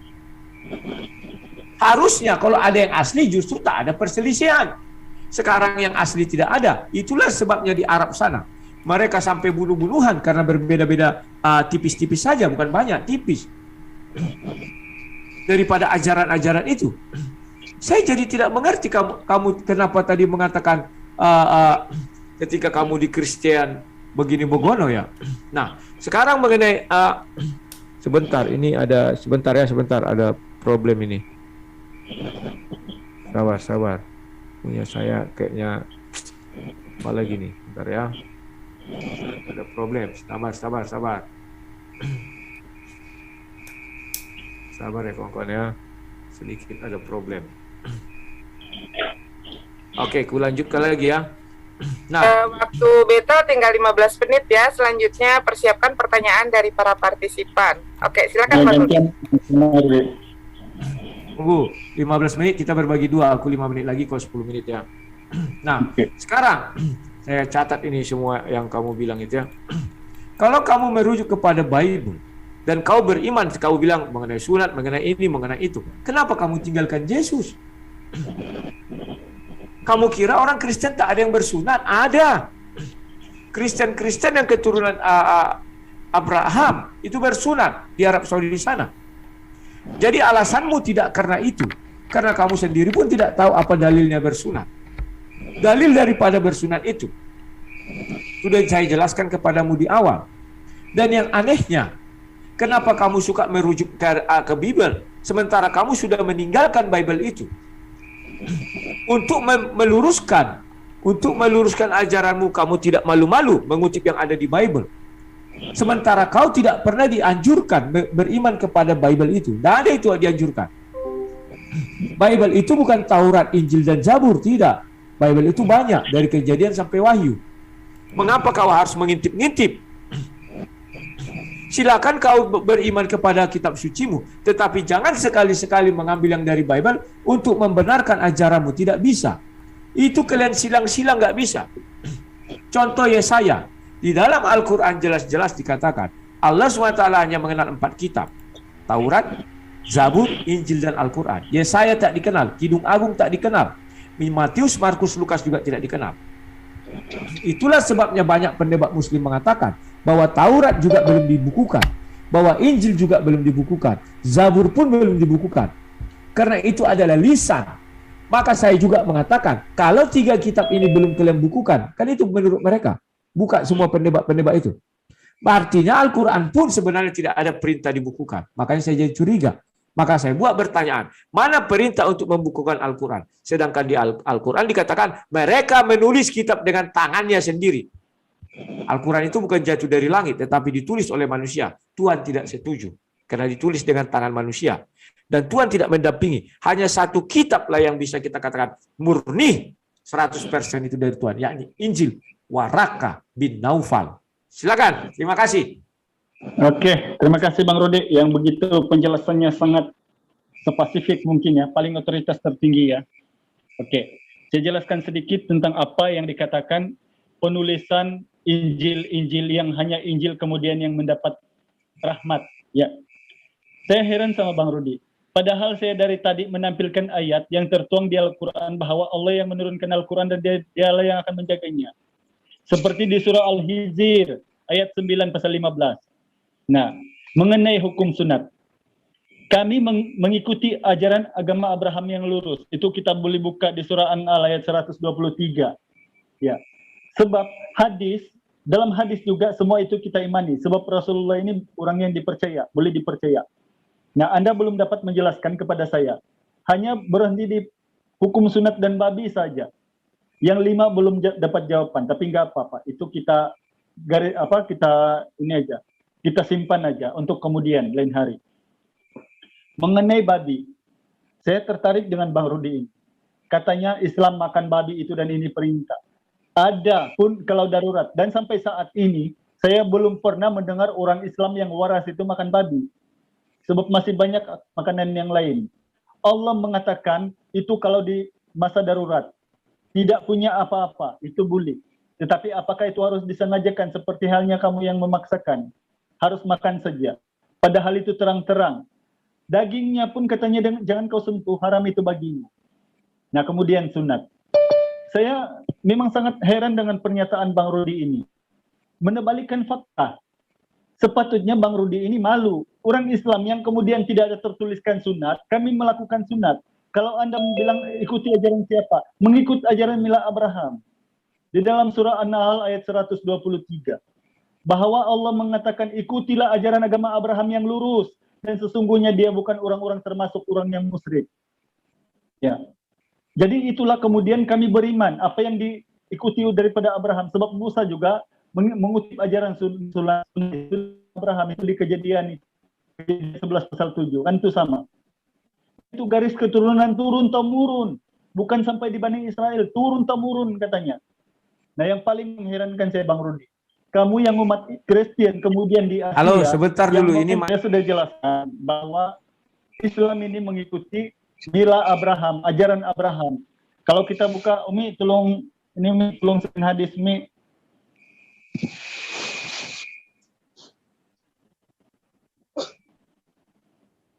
Gimana Bang Hidayah? Tolong saya screen hadis dulu Al-Bukhari kalau hadis Umi nggak pegang Bang, dibaca aja nggak apa-apa dibaca. Oke.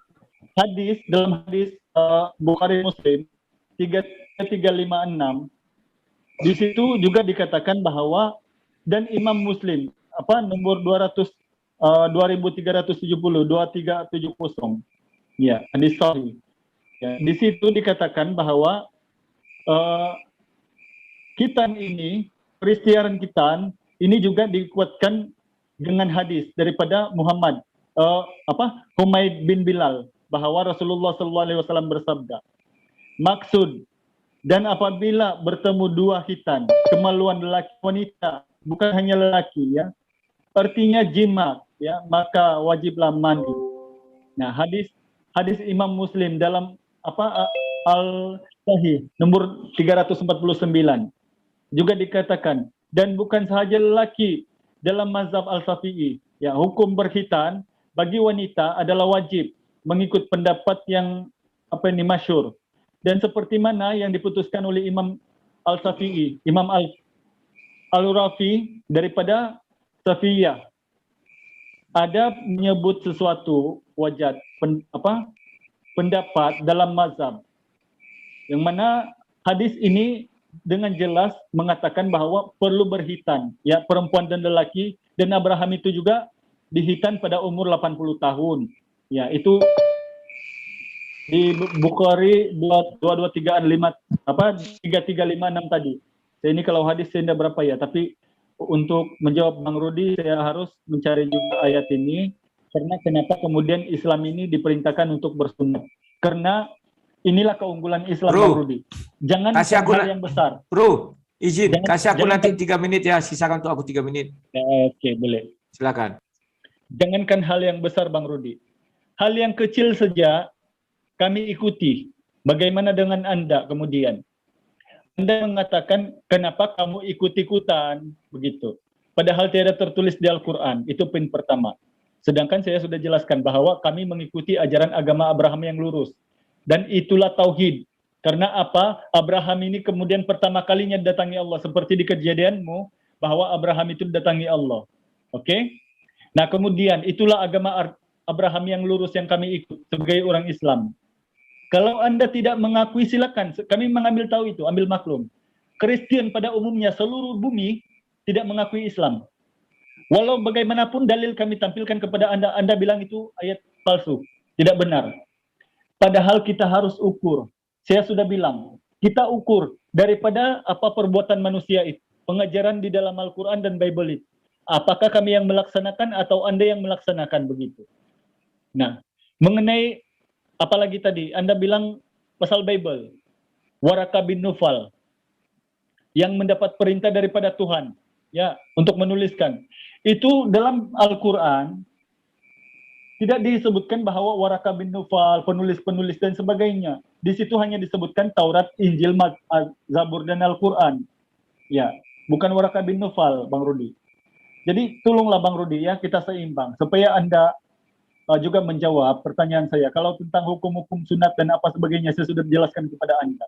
Sebab Yesus itu bukan juga di rumah Abraham dia lahir, bukan dari keturunan Abraham di Yahudi. Bukan juga Abraham itu beragama Kristen. Kenapa dia disunat kemudian? Itu jawaban saya. Nah, Anda belum menjelaskan kepada saya dari mana ayat kemudian Yesus atau Allah Bapa menurunkan 4 Injil Gospel dan dialah yang menjaganya. Tidak ada. Coba, kalau Anda memang punya data, coba terangkan seperti halnya Al-Quran di surah Al-Hijr, surah Al-Qiyamah bahwa Allah yang menurunkan Al-Quran dan dia akan menjaganya. Di mana kemudian di Bible bahwa Yesus menurunkan 4 Injil Gospel dan dialah yang akan menjaganya, bukan Allah. Ya, Yesus. Itu yang saya minta. Ya, jadi saya kira untuk waktu ini saya serahkan kepada Anda, sebab sebenarnya saya ini sangat penat ya, sangat letih.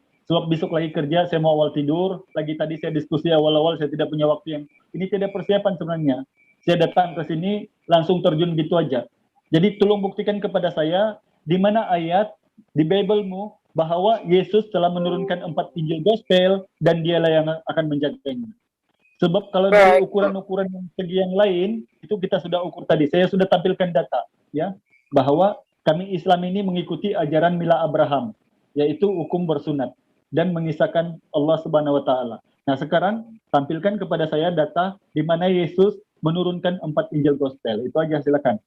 Saya tertarik dengan perkataan Al-Hidayat tadi bahwa katanya bahwa Islam disuruh mengikut agama Ibrahim. Kenapa agama Ibrahim itu tidak ada sekarang, malah berubah jadi Islam? Apakah agar agama Ibrahim itu tidak lurus sehingga diganti? Ini sangat-sangat menarik. Lagi-lagi di sini saya melihat sesuatu tidak kekonsistenan bahwa Tuhan memerintahkan kalian untuk ikut agama Ibrahim, bukan untuk menjadikan sebuah agama baru atau menerbitkan agama baru atau apalah namanya, saya nggak tahu. Tetapi faktanya agama Ibrahim itu tidak ada sampai sekarang, nggak pernah ada. Malah sekarang yang ada adalah agama Islam. Apakah Ibrahim beragama Islam? Tadi kamu mengatakan dia seorang yang lurus saja, tetapi tidak tahu kita agamanya apa. Dan saya pun kalau misalnya Ibrahim punya agama, berarti ada syahadatnya lagi terhadap Ibrahim, ada aturan-aturannya lagi. Nah, mengenai sunat, sampai detik ini belum kalian tidak mengerti apa arti sunat. Tidak ngerti. Kalau di Bible itu jelas asal-usul sunat kepada Abraham. Kalau kalian bilang Ibrahim, silakan. Tetapi ayat yang kamu beri tidak ada hubungannya dengan hukum Tuhan. Hanya untuk, apa katanya tadi? Kemaluan, tahap apa itu tadi kau bilang. Tidak ada hubungannya tentang hukum Tuhan. Kalau hukum Tuhan itu, karena itu perjanjian kekal Tuhan antara Abraham dengan Tuhan. Ya, dan yang disunat itu adalah keturunannya. Bisa tidak keturunannya tetapi dianggap budak. Berarti kau mau menyamakan dirimu dengan budak, saya nggak tahu. Kemudian, kamu mengatakan tadi bahwa benar Al-Quran itu Tuhan menurunkan dan Tuhan yang menjaga. Saya bilang benar. Tetapi bukan Al-Quran yang berupa buku ini. Al-Quran, jelas Al-Quran itu sendiri mengatakan bahwa Al-Quran diturunkan di dalam hati Nabi Muhammad. Dan kau sudah baca. Tadi kau mengatakan sampai selesai baru kami yang menjawabnya, menjelaskan. Itulah Al-Quran yang di dalam hati Nabi Muhammad. Sementara yang dibukukan ini, tidak satu ayat pun menjelaskan Allah yang menjaga yang dibukukan ini. Tidak. Kalau yang di dalam hati Nabi, iya dijaga 100% saya bilang. Itu tidak akan bertambah, tidak akan berkurang. Saya tidak pernah mengingkari itu.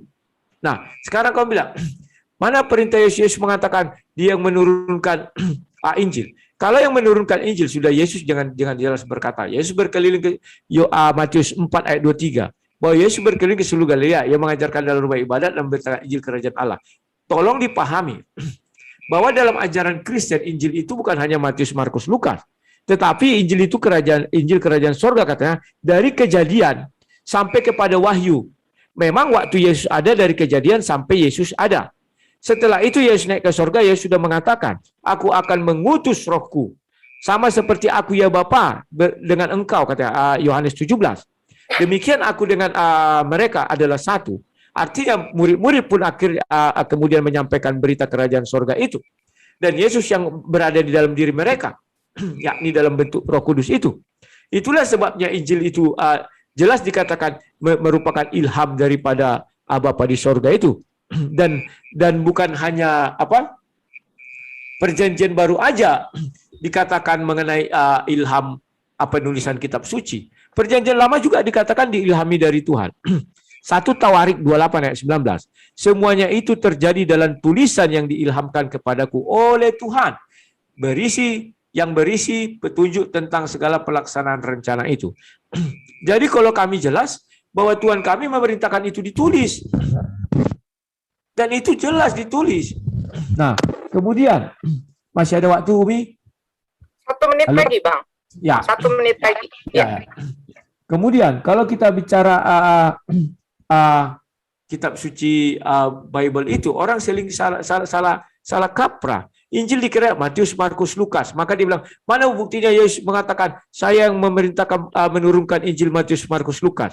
Yesus memang tidak mengatakan Matius, Markus, Lukas, tetapi Yesus mengatakan Injil Kerajaan Sorga yang beritakan. Bagi kami Injil Kerajaan Sorga itu bukan hanya Matius, Markus, Lukas, karena itu kan kabar baik. Itu mulai dari Kejadian sampai Yesus ada. Kemudian Yesus di Yohanes 17 mengatakan, aku dan mereka adalah satu, sama seperti Bapa dan aku adalah satu. Maka berlanjutlah ini sampai Wahyu. Itu yang bisa saya ucapkan. Terima kasih Al-Hidayah atas kita bertemu malam ini. Semoga satu hari lagi nanti kita bisa bertemu dengan tema yang lain. Terima kasih. Nah, demikianlah saudaraku semuanya, kita sudah saksikan dan dengar bersama bagaimana jalannya diskusi antara sang mu'alaf cerdas kita dari negeri tetangga jiran Malaysia, yaitu Al-Hidayah ya, dengan Rudy Yohanes, sang debater. Nah, dari diskusi ini dapat kita melihat bagaimana perbedaan antara kedua orang ini. Yang pertama jelas Al-Hidayah adalah dia bisa menunjukkan kecerdasan dia serta kekritisannya di dalam mencari kebenaran tentang keyakinan beragama ya, sehingga dia akhirnya memutuskan untuk memeluk agama Islam. Dan yang kedua tentunya Rudy Yohanes. Di sini dapat kita membaca dia bahwa sebenarnya dia ini masih dangkal dalam pemahaman ya, terutama sekali dia hanya terfokus kepada suatu tekstual, tetapi tidak bisa memahami hal-hal yang di luar tekstual tersebut, apalagi tentang kemahakuasaan Allah Subhanahu wa taala. Dan kemudian juga kelihatan sekali bahwa Rudy Yohanes ini sangat miskin di dalam memahami bahasa ya, karena dari tadi dia selalu mengkritisi tentang ayat, karena tentang pewahyuan Al-Quran kepada Nabi Muhammad SAW ya. Sementara kalau dia paham dan mengerti bahwa setiap kata, setiap bahasa itu mempunyai ukurannya tersendiri, dan juga seperti halnya ketika kita ingin mengetahui berat suatu benda, maka kita harus menggunakan yang namanya timbangan ya. Kemudian kalau kita ingin memahami suatu kata atau kalimat dari ayat suci, maka kita pun membutuhkan suatu ukuran, yaitu yang digunakan adalah rasa ya. Karena dengan rasa tersebutlah kita akan mengetahui itu kebenaran atau tidaknya, pantas atau tidaknya tentang satu ayat-ayat di dalam kitab suci Al-Quran. Nah, seperti itulah saudaraku semuanya keadaannya. Mudah-mudahan video ini bisa bermanfaat bagi kita semuanya, dan tentunya mudah-mudahan suatu saat Rudy Yohanes ini bisa sadar diri sepenuhnya ya, karena tentu sekarang dia masih menjalani proses yang memang harus dilalui, yang sudah ditetapkan oleh Allah Subhanahu wa taala. Terima kasih atas perhatiannya. Akhir kalam, assalamualaikum warahmatullahi wabarakatuh.